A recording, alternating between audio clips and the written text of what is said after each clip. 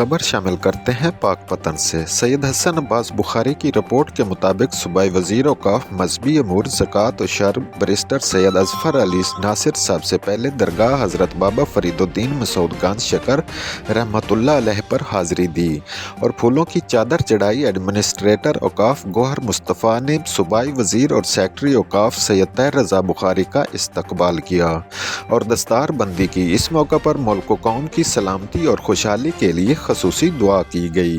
सूबाई वज़ीर ने ज़ायरीन को फराहम करदा सहूलियात का भी जायज़ा लिया और सिक्योरिटी चेक की।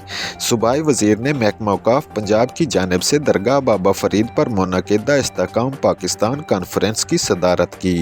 इस्तेहकाम पाकिस्तान कॉन्फ्रेंस से खिताब करते हुए सेक्रेटरी औक़ाफ़ सैयद तैर रज़ा बुखारी समेत दीगर मुकर्ररीन का कहना था कि इस्तेहकाम पाकिस्तान और मुल्की सलामियत के लिए हर फर्द को अपना किरदार अदा करना होगा। इस्तेहकाम पाकिस्तान कॉन्फ्रेंस में एडमिनिस्ट्रेटर औक़ाफ़ गौहर मुस्तफ़ा, डिस्ट्रिक्ट इंफॉर्मेशन सैयद सलमान शाह, ज़िलाई अफसरान, शहरियों और ज़ायरीन की कसीर तादाद ने शिरकत की। तो पाकिस्तान भी कायम ना होता और इसका इजहार बाबा कौम कायदे आज़म मोहम्मद अली जना उन्होंने ये कहकर कर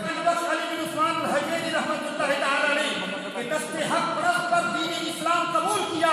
हजरत अल्लामा इकबाल बोल उठे कि खाके पंजाब अज़दमे ऊ जिंदा गश्त, खाके पंजाब